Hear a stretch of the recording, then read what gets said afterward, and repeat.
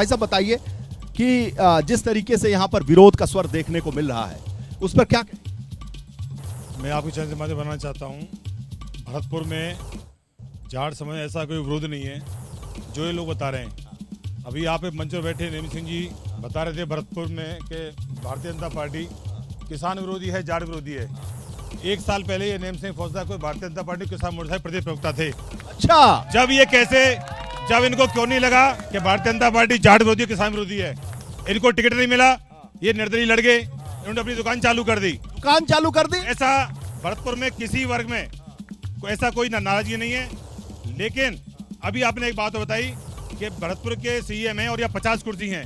ये कोई सीएम का प्रोग्राम नहीं है, ये आपका जनमंच, ये जनमंच है। लेकिन इससे आपकी लोकप्रियता का एहसास होता है कि आपकी क्या लोकप्रियता है, आपकी जमीन पर कितनी पकड़ है एक नेशनल चैनल पर। चलिए भाई साहब बताइए। आइए बाबूजी आप। ये खाली एक जाट मुद्दा नहीं है, और व्यापारियों के लिए कितने मुद्रा लोन दिए हैं, जो बेरोजगारी की स्थिति तो कितनी खत्म हुई है, रेडी वालों के लिए, सबके लिए देश के G20 का जो कार्यक्रम किया है प्रधानमंत्री ने, ये विश्व के पटल पे कितना ऊंचा नाम हुआ है।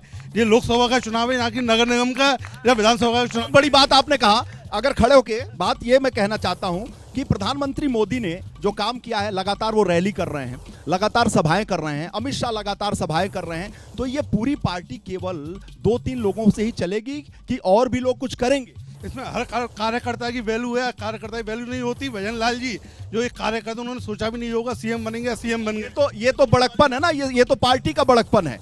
तो इसमें हर कार्यकर्ता की वैल्यू है, हर आदमी की वैल्यू है, काम के लिए आदमी की पहचान है इसमें, इस पार्टी में, और देश हित के लिए काम हो रहा है।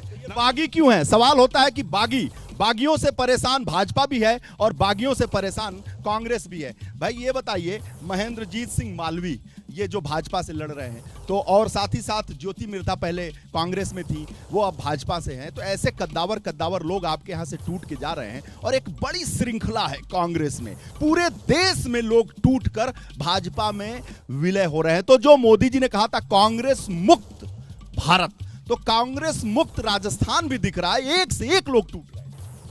एक से एक लोग टूटने का कारण यह है कि ये 400 पार का नारा देते हैं, तो ईडी और सीबीआई का ये सरकारी एजेंसी, तो उनका आत्मविश्वास बताता है ना।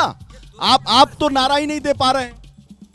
400 पार का नारा वही देगा जिसका आत्मविश्वास होगा। आत्मविश्वास है, हम जानते हैं ईडी सीबीआई सरकार, अगर उनके खिलाफ इनका सीबीआई तो आपके जमाने में भी थी, हमारे जमाने में थी, तो कभी ऐसा किसी के साथ जो सम्मानजनक पद पे एक सीएम बैठा है, कभी कांग्रेस ने ऐसा अत्याचार नहीं किया। ये आरोप तो आपके ऊपर भी लगते रहे, इतने घिनौने आरोप नहीं लगे जो आज इन्होंने। आप लोग भी ईडी सीबीआई का दुरुपयोग करते। इनकी जो पर्ची सरकार है, ये जानते हैं, ये वोटर लुभाने के लिए, ये इनसे पूछिए कि ये पर्ची सरकार है, ये वोटरों को लुभाने के इन्होंने, क्योंकि अभी हाल ही में समझ गया।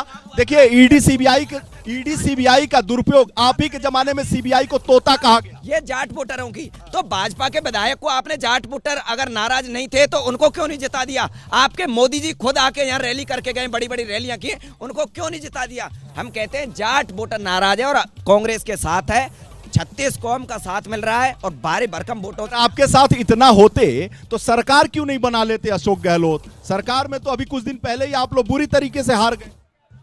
500-400 की हार को हम हार नहीं मानते, और एक तरफा पूर्ण बहुमत कांग्रेस का हम मानते हैं कि वोट परसेंट कहीं बढ़ा है तो कांग्रेस का बढ़ा है। ये आप पैमाना उठा के दें। सरकार भले भाजपा की हो जाए, सरकार भले भाजपा की है, वोटर। ये बताइए भाई साहब कि जिस तरीके से राहुल कासवां, रविंदर सिंह भाटी, प्रहलाद गुंजल, इस तरह के जो आपके कोर भाजपाई थे, ये टूट कर कांग्रेस में चले गए, इसका खामियाजा आपको भुगतना नहीं पड़ेगा? देखिए, आपने जो 2 प्रश्न किए, कांग्रेस वालों से भी किया, मुझसे भी किया।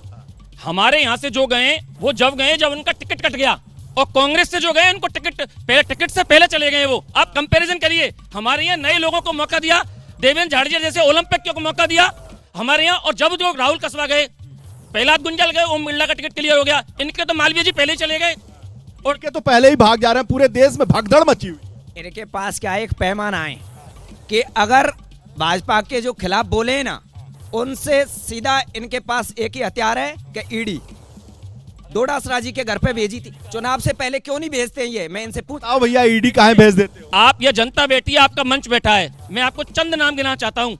गुलाम नबी आजाद ईडी सीबीआई के डर से गए थे क्या? गए थे क्या, बताओ भैया, गए थे? वो उनकी खुद की इच्छा होगी। उनकी गौरव वल्लभ ईडी सीबीआई के डर से गए थे क्या? गौरव वल्लभ ईडी सीबीआई से गए थे क्या? रविंद्र भाटी, मैं अरे बोलिए ना। नहीं, रविंद्र भाटी, हाँ, प्रमोद कृष्णन ईडी सीबीआई के डर से गए थे क्या? प्रमोद कृष्णन ईडी सीबीआई के डर से गए थे क्या? बिल्कुल गए थे, राम मंदिर के कारण गए थे। राम मंदिर के कारण गए थे। ये अब सुनिए राहुल गांधी की core team, Jyotiraditya Scindia, RPN Singh, Jitin Prasad, Alpesh Thakor, Hardik Patel, क्या नाम है इसका, और तुम्हारे असम के सीएम थे वो क्या, हेमंत बिस्वा शर्मा, ये सीबीआई के डर से गए थे क्या? मैंने कितने, राहुल की कोर टीम, जयवीर शेरगिल, इनके प्रवक्ता रीता बहुगुणा जोशी, इनके प्रवक्ता, इनकी तो कांग्रेस की कोर टीम, राहुल की कोर टीम, प्रवक्ता सब छोड़ के जा रहे हैं, डूबता जहाज है, कोई बैठने को तैयार नहीं है। जैसे ही घड़ी का काटा दोपहर 2:30 पे आए, बबीता जी का दिल सास बहू साजिश के लिए मचल जाए।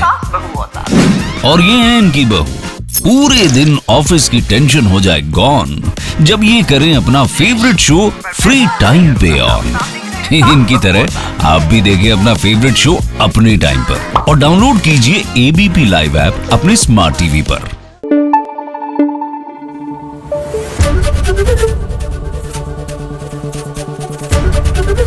एबीपी न्यूज आपको रखे आगे।